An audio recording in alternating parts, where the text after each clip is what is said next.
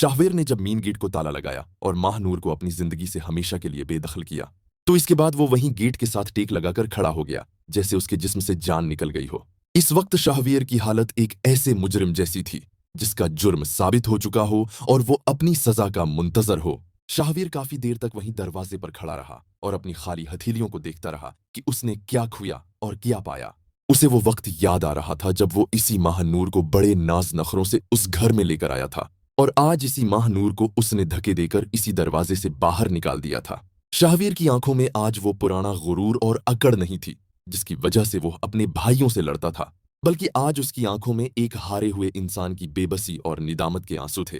वो बहुत मुश्किल से अपने कदम उठाता हुआ आहिस्ता आहिस्ता लाउंज की तरफ बढ़ा, जहां घर के तमाम अफराद मौजूद थे। घर का माहौल बहुत बोझल था। हर कोई अपनी जगह साकत खड़ा था, जैसे किसी तूफान के गुजरने का इंतजार कर रहा हो। आसिफ साहिब अपनी जगह पर खामोश खड़े थे और उनकी आंखों में अपने बेटे के लिए दुख और गुस्सा दोनों थे। शाहवीर सबसे पहले लड़खड़ाते कदमों के साथ अपने बूढ़े वालिद आसिफ साहब के पास गया और बिना कुछ कहे जमीन पर बैठ गया और बच्चों की तरह उनके घुटनों पर सिर रखकर फूट फूट कर रोने लगा। कमरे में सिर्फ शाहवीर के रोने की आवाज थी जो सबके दिलों को चीर रही थी, और दीवारें भी जैसे उसके साथ रो रही थीं। शाहवीर ने हचकियों के दरमियान कहा कि बाबा, मैं हार गया और आप जीत गए। मैं आपसे नजरें मिलाने के काबिल नहीं हूं। मैं बहुत बदबख्त और नाफरमान बेटा हूं। आपने मुझे मना किया था। आपने हाथ जोड़कर मुझे समझाया था कि बेटा जिद मत करो, ये आग है, जल जाओगे।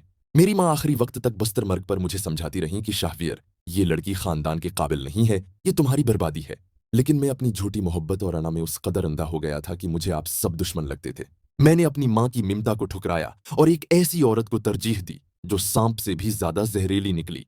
मैंने एक ऐसी औरत की खातिर आपकी नाफरमानी की जिसने मेरी माँ के कफन का भी लिहाज नहीं किया। शाहवीर ने रोते हुए कहा कि बाबा, मुझे मुआफ कर दें, वरना मैं अपने आप को कभी मुआफ नहीं कर पाऊंगा और मेरा जमीर मुझे मार देगा। आसिफ साहिब का दिल पसीज गया, क्योंकि औलाद जैसी भी हो, वालिदैन उसे ज्यादा देर तक खुद से दूर नहीं रख सकते। आसिफ साहिब ने झुककर कांपते हाथों से शाहवीर के सर पर हाथ रखा और उसे दिलासा दिया। उन्होंने कहा कि शाहवीर, देर आए दरस्त आए, तुम्हें अपनी गलती का एहसास हो गया, यही तुम्हारे लिए सबसे बड़ी सजा है। बाप से माफी मांगने के बाद शाहवीर ने हिम्मत जमा की और अपने आंसू पूंछते हुए खड़ा हुआ। उसने अपने भाइयों आर्यान और अलमीर की तरफ देखा, जिनसे उसने माह नूर की खातिर बोल चाल बंद कर रखी थी। शाहवीर ने शर्मिंदगी से सर झुका लिया और फिर अपनी भाभियों महक और फबीहा की तरफ मड़ा। शाहवीर ने हाथ जोड़कर कहा कि महक भाभी, फबीहा, मैं आप सबका मुजरिम हूं और आपसे माफी का तलबगार हूं। मेरी बीवी ने आप लोगों के ज़ेवरात पर हाथ साफ किया और मैं उसे फरिश्ता समझकर आप लोगों से लड़ता रहा। मेरी वजह से उस घर का सुकून बर्बाद हुआ। मैंने भाइयों में दुर्रार डाली और घर का माहौल खराब किया। मैं शर्मिंदा हूं कि मैंने आप लोगों के खुलूस का बदला तहमतों और लड़ाइयों से दिया। महक और फबीहा, जिन्हें उनका सामान वापस मिल चुका था, उन्होंने शाहवीर की ये हालत देखकर उसे मुआफ कर दिया, क्योंकि वो जानती थीं कि शाहवीर बुनियादी तौर पर बुरा इंसान नहीं है, बस वो एक गलत औरत के चंगल में फंस गया था। लेकिन दोस्तों, अब बारी थी इस इम्तिहान की जो शाहवीर के लिए मौत से भी ज्यादा मुश्किल था। अब उसे उस हस्ती का सामना करना था जिसका उसने सबसे ज्यादा दिल दिखाया था, और वो थी ईमान। ईमान, जो एक कोने में दीवार के साथ लगकर खामोश खड़ी थी और उसकी आंखों से मुसलसल आंसू बह रहे थे। ईमान ने इस घर में किया कुछ नहीं सहा। उसने अपनी सौकन के ताने सहे शाहवीर की बदतमीजियां बर्दाश्त की। शाहवीर आहिस्ता आहिस्ता चलता हुआ ईमान के करीब गया, लेकिन उसमें इतनी हिम्मत नहीं थी कि वो ईमान का चेहरा देख सके। शाहवीर ने नजरें झुकाकर लिरुसती हुई आवाज में कहा कि ईमान, मैं जानता हूं कि मैं तुम्हारे सामने खड़े होने के भी लायक नहीं हूं। मैंने तुम्हारे साथ जुल्म की इंतहा कर दी। मैंने तुम्हारे हुकूक छीनकर उस चोर औरत के कदमों में रख दिए। तुम हीरे की तरह चमकती रही और मैं पत्थरों को जमा करता रहा और समझता रहा कि मैं बादशाह हूं। तुमने हर कदम पर मुझे बचाने की कोशिश की। तुमने मेरी माँ की खिदमत की और बदले में मैंने तुम्हें सिर्फ जिल्लत दी। शाहवीर ने रोते हुए कहा कि ईमान, अगर तुम चाहो तो मुझे जूतियां मार लो, मुझे घर से निकाल दो, मैं अब तक नहीं करूंगा। लेकिन खुदारा खामोश मत रहो, तुम्हारी ये खामोशी मुझे अंदर से खत्म कर रही है। मैं तुमसे वादा करता हूं कि अब मेरी जिंदगी का हर सांस तुम्हारी खुशियों के लिए वक्फ होगा। मैं तुम्हारे कदमों की धूल बनकर रहूंगा।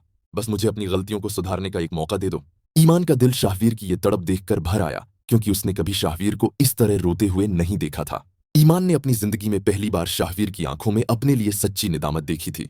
लेकिन दोस्तों, टूटा हुआ शीशा और टूटा हुआ दिल इतनी जल्दी नहीं जड़ता। ईमान ने अपनी भेगी हुई आंखें उठाकर शाहवीर की तरफ देखा और बना कुछ कहे वहां से अपने कमरे में चली गई।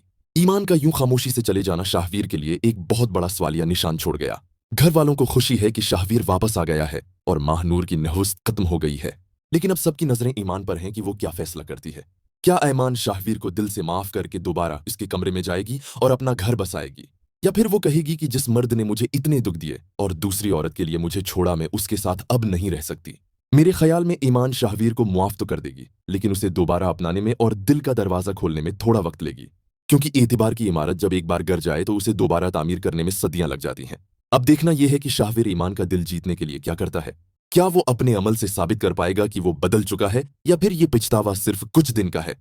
और दूसरी तरफ महानूर जो घर से निकाली गई है, वो यकीनन खामोश नहीं बैठेगी। वो बाहर जाकर जरूर कोई ऐसा कदम उठाएगी जिससे शाहवीर को परेशानी हो और वो उनकी खुशियों को नजर लगा सके। लेकिन फिलहाल शाहवीर का ध्यान सिर्फ और सिर्फ ईमान को मनाने पर है। आपको क्या लगता है कि क्या ईमान को शाहवीर को फौरन मुआफ कर देना चाहिए?